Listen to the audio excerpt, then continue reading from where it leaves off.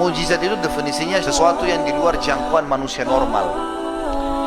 Jadi pernah satu hari dalam hadis Bukhari juga, Abu Qatadah radhiyallahu anhu, sahabat Nabi ini di salah satu peperangan pernah ada anak panah musuh nyasar, kena bola matanya Abu Qatadah. Jadi anak panah itu kena, lalu bola matanya dia keluar, tinggal sedikit saja ada kulit yang menahannya. Anak panah itu masih tertahan, jadi matanya rusak total. Beberapa sahabat Nabi lewat, lihat, hai Abu Qatadah, matamu sudah rusak, kami putusin aja. Dia bilang, tunggu dulu sebentar, bawa saya ke Rasulullah SAW, jangan buru-buru dulu. Maka dibawalah Abu Qatadah ini, dibawa pergi ke Nabi SAW. Dari jauh Nabi lihat, Nabi senyum. Dalam kondisi matanya Abu Qatadah keluar, Nabi senyum. Rupanya Nabi sudah dapat wahyu, ini Abu Qatadah ada yang dia mau minta nih. Lalu Nabi SAW langsung bilang, sebelum Abu Qatadah bicara, wahai Abu Qatadah, kalau kau mau sabar tanpa mata ini, matamu kan korban di medan perang, dijamin bagimu masuk surga. Kalau kau mau juga, saya bisa doakan kamu, minta kepada Allah agar matamu disembuhkan, bisa, tapi nggak ada jaminan surga. Pilih salah satunya.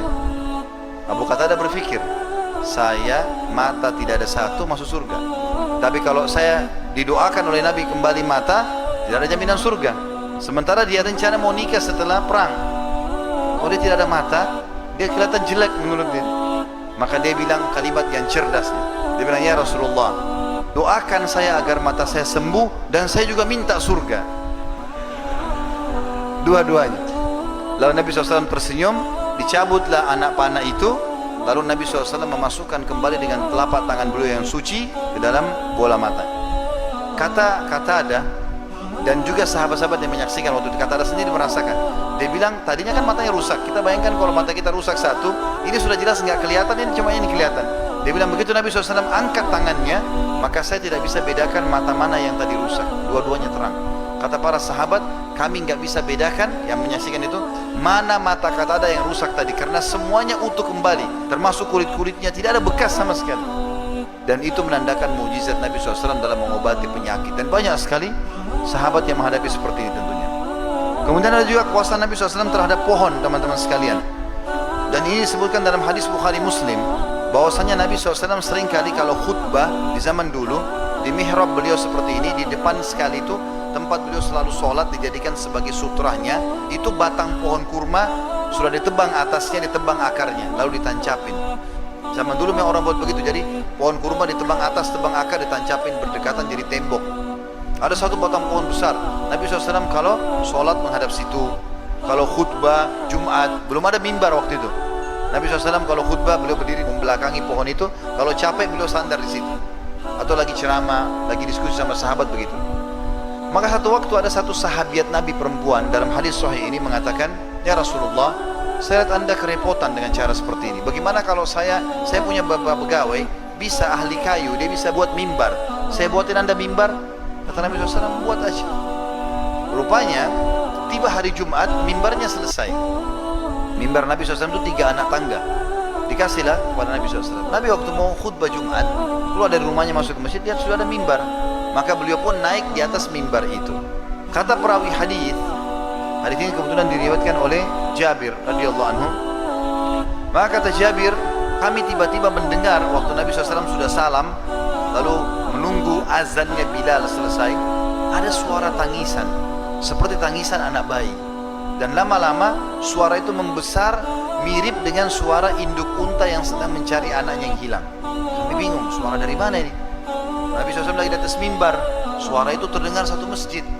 Maka kami menyaksikan Nabi SAW turun dari mimbarnya, kemudian mendatangi batang pohon yang ada di depan mihrab beliau, lalu memeluknya seperti memeluk anak kecil, sambil berkata, demi Allah kalau aku tidak memeluknya, maka dia akan menangis sampai hari kiamat.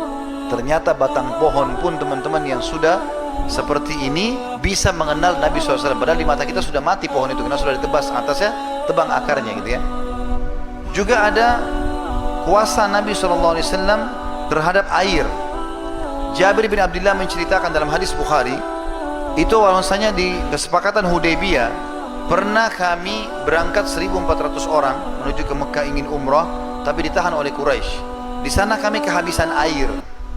Waktu Nabi SAW minta air, ingin pulang ke Madinah, seember air untuk wudu, maka didatangkanlah ember air tersebut. Lalu kemudian seluruh sahabat ada di sebelah Nabi SAW. Maka Nabi SAW tanya, kenapa kalian ini? Kata para sahabat, ya Rasulullah, kami tidak punya air kecuali yang di ember anda ini. Tinggal ini saja yang di ember anda ini. Kalau anda selesai wudu, kami akan berebut nih, karena nggak ada air lagi. Maka kata Jabir, aku pun melihat atau kami menyaksikan Nabi SAW memasukkan telapak tangannya yang mulia dalam ember tersebut, lalu mengalir air dari jari-jari beliau. Sampai seorang penyair Muslim mengatakan, kalau Nuh bisa dengan doanya meminta hujan turun dari langit dan keluar air dari bumi, maka engkau hai Rasulullah bisa mengeluarkan air dari telapak tanganmu. Dan akhirnya kata Jabir, kami pun semuanya mengisi kendi-kendi air kami semuanya berwudu. Setelah selesai itu, baru Nabi SAW angkat tangannya dan ember air tadi tetap penuh dengan air. Pernah juga seorang Ansar menggali sumur di Madinah. Begitu dia gali, lama sekali dia gali sumur tersebut. Setiap gali airnya asin. Dia pindah lagi ke lokasi lain, gali lagi airnya asin. Sampai 3-4 kali gali sumur, airnya asin semua. Terfikirlah di benak dia, datang kepada Nabi SAW mengatakan, ya Rasulullah, bisa lihat enggak? Saya setiap gali sumur selalu asin airnya. Maka Nabi SAW datang. Begitu Nabi SAW datang, Nabi berdoa, lalu Nabi meludah di sumur itu. Tiba-tiba airnya asin berubah jadi tawar. Tapi ingat, ini ludahnya siapa? Nabi SAW. Kita sedang bicara mukjizat Nabi, jangan ngarang-ngarang. Karena sahabat pun tidak pernah ada yang lakukan seperti itu setelahnya. Nggak ada riwayat Abu Bakar pernah meludah di sumur lalu asin jadi tawar, atau Umar, atau Ali, atau Utsman radhiyallahu anhu, tidak pernah. Maka hati-hati, jangan sampai kesalahan di sini terjadi. Maka Nabi SAW akhirnya, karena berita ini Nabi SAW lakukan, maka tersebar. Waktu itu di akhir hidup Nabi, sebelum Nabi SAW meninggal, ada satu orang namanya Musailamah Al-Kadzab. Orang ini mengaku Nabi juga, tapi Nabi palsu. Pengikutnya banyak yang mengakui dia dari sukunya. Maka pengikutnya datang mengatakan, wahai Nabi kami Musailamah, Nabi yang di Madinah itu, di Hijaz, ada sumur air asin, dia ludahi jadi tawar. Ada juga sumur kami, airnya sudah bagus tawar, coba kau ludahin juga, siapa tahu jadi lebih enak. Maka Musailamah ke sana, lalu mulutnya ke umat kami, dia meludah. Tiba-tiba air sumur itu berubah jadi air yang lebih busuk dari kencingnya kedelai. Allah hinakan. Juga mirip kisah ini, tapi ini tambahan saja. Setiap kali masyarakat Madinah atau kaum muslimin lahir anaknya, selalu dibawa kepada Nabi SAW. Nanti Nabi berikan nama, Nabi tahnik, Nabi kunyah kurma, lalu lengketin di langit-langit gusinya. Karena itu sunnah Nabi SAW mentahnik bayi. Kemudian Nabi SAW juga sering kali mengelus rambut. Dan umumnya anak-anak bayi kalau datang dielus kepalanya sama Nabi jadi subur rambutnya.